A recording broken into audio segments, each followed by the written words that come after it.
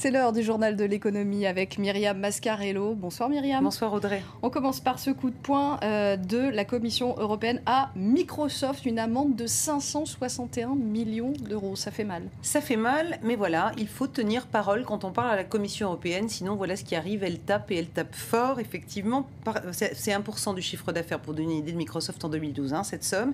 C'est donc parole non tenue puisque Microsoft avait promis de donner le choix à ses clients et de ne plus vendre son logiciel Windows, son système d'exploitation associé à un moteur de recherche qui permettait d'aller surfer sur Internet. J'ai nommé Internet Explorer, qui est également construit par Microsoft. Il avait juré, Microsoft, il avait promis. Or, à la sortie de Windows 7, eh bien, la parole n'a pas été tenue. Microsoft prétend que c'est une erreur, en tout cas une erreur qui lui coûte cher. Vanessa Tsanga nous en dit plus. Bruxelles frappe fort. Une amende de 561 millions d'euros infligée à Microsoft. Le géant de l'informatique américain n'a pas respecté ses engagements. Offrir aux utilisateurs de Windows 7 le choix entre différents navigateurs Internet. Pas question d'imposer Internet Explorer. Google Chrome, Firefox ou encore Opera auraient dû être proposés. La Commission européenne dénonce un abus de position dominante. En clair, Microsoft n'a laissé aucune place à la concurrence. La décision d'aujourd'hui montre que Microsoft a commis une infraction en ne respectant pas ses engagements juridiques contraignants. Une telle violation est bien évidemment très grave et indépendamment du fait qu'elle soit intentionnelle ou non, cela demande une sanction. D'après l'enquête ouverte par la Commission, plus de 15 millions d'utilisateurs européens sont concernés. Pendant près de 15 mois, entre mai 2011 et juillet 2012, Microsoft aurait failli à l'obligation imposée par l'Union européenne en 2009. Aujourd'hui, dans un communiqué, la marque américaine reconnaît son entière responsabilité dans l'erreur technique qui a provoqué ce problème et promet d'éviter que cette erreur ou quoi que ce soit de similaire ne se reproduise à l'avenir. Car pour Microsoft, il s'agit bien d'une erreur. Ses ingénieurs auraient oublié d'intégrer cette option dans son nouveau logiciel. Ce n'est pas la première fois que Bruxelles épingle Microsoft. En près de 10 ans, l'éditeur américain a été sanctionné à 4 reprises. Le montant global de ces amendes se chiffre à plus de 2 milliards d'euros. Toujours dans le secteur technologique, cet accord gagnant-gagnant en revanche entre Samsung et Sharp. Voilà, le Sud-Coréen va rentrer au capital de Sharp à hauteur de 3%, ce qui représente quand même 85 millions d'euros. Et c'est bon évidemment pour Sharp qui est en grande difficulté financière et qui avait besoin d'argent frais de capital. Pour ce qui est de Samsung, c'est bon aussi parce que lui il va acheter des écrans LCD à Sharp, ça c'est sûr, mais il espère obtenir du coup un prix préférentiel. Et puis en plus, au passage, il met une petite pierre dans le jardin de son grand concurrent Apple, qui lui aussi se fournit en écran LCD chez Sharp et qui donc pourrait évidemment trouver ça pas très fair-play que le concurrent le fasse aussi.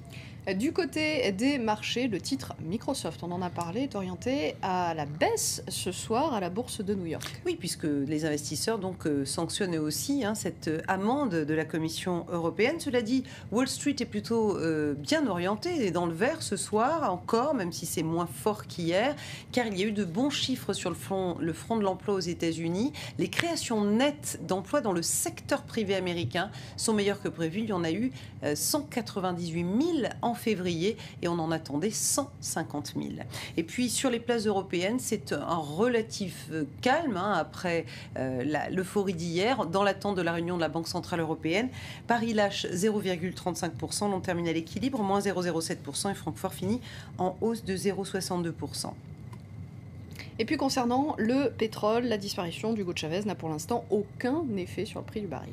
À très court terme, non. C'est à long terme que le monde du pétrole attend de voir si les choses vont changer au Venezuela et si notamment les grands groupes pourraient revenir via la privatisation, la reprivatisation du pétrole vénézuélien. Voilà, que Hugo Chavez avait nationalisé. Il avait d'ailleurs redistribué cette manne pétrolière aux plus pauvres. Quel est le bilan d'ailleurs de la politique économique d'Hugo Chavez? Ce soir, nous sommes en direct avec Vincent Lapierre, qui est économiste et spécialiste du Venezuela à l'Institut des hautes études de l'Amérique latine. Bonsoir Vincent Lapierre. Bonsoir. Alors, c'est un bilan économique contrasté que celui d'Hugo Chavez, avec en positif, en tout cas, la réduction de la pauvreté dans le pays. Voilà, c'est ça. En réalité, pour les plus pauvres, le bilan économique du gouvernement vénézuélien au cours des 10 dernières années est globalement positif.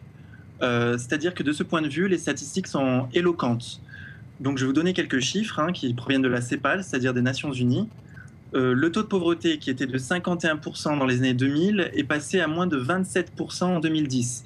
Il a donc été divisé par 2 en 10 ans.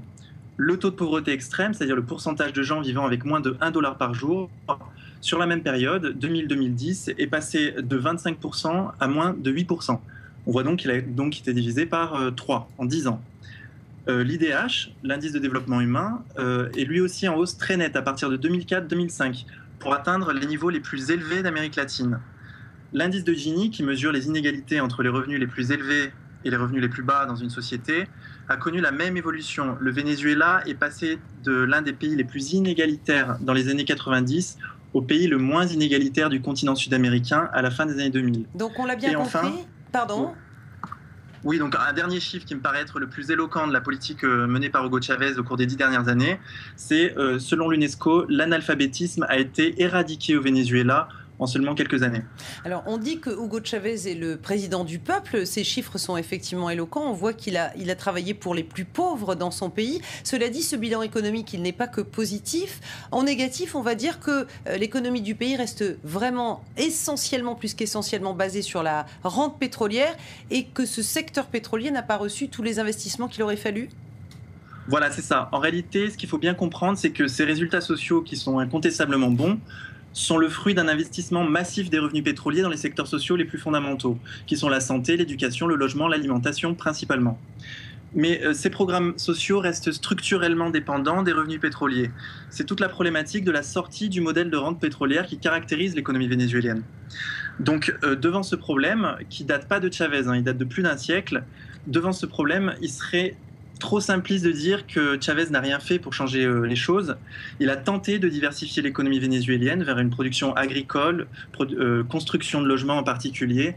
Il a tenté de nouer des accords de transfert de technologie sud-sud avec les pays d'Asie, d'Amérique du Sud, de Moyen-Orient. Mais c'est vrai, ça n'a pas suffi. Mais à sa décharge, il faut dire que sa proposition politique était une réforme profonde de la société vénézuélienne.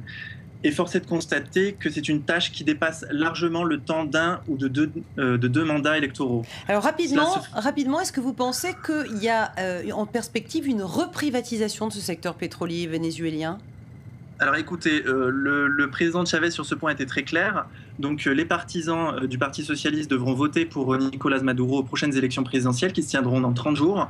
Et Nicolás Maduro, de par sa personnalité et sa proximité avec le président Chavez, n'aura pas du tout l'intention, s'il est réélu, ce qui sera probablement le cas sur le coup de l'émotion de la mort du président, n'aura pas du tout l'intention de reprivatiser le PDVSA, qui est l'entreprise nationale vénézuélienne concernant le pétrole.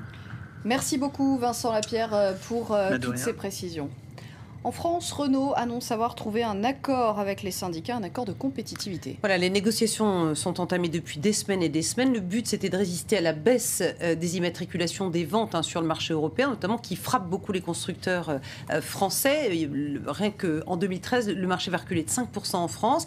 Il y a donc eu accord entre les syndicats et la direction. Les syndicats, ce qu'ils voulaient, c'est éviter la fermeture de tout site en France. La direction, elle voulait produire moins cher. Donc l'accord porte à la fois sur des baisses d'effectifs, le gel des salaires, l'augmentation des cadences et en échange, Renault promet, lui, d'augmenter le volume de production sur les sites français qui donc ne devraient pas fermer. Merci beaucoup Myriam Mascarello. C'était un petit tour du journal de l'économie. On va se retrouver tout de suite pour un nouveau journal. Restez avec nous sur France 24.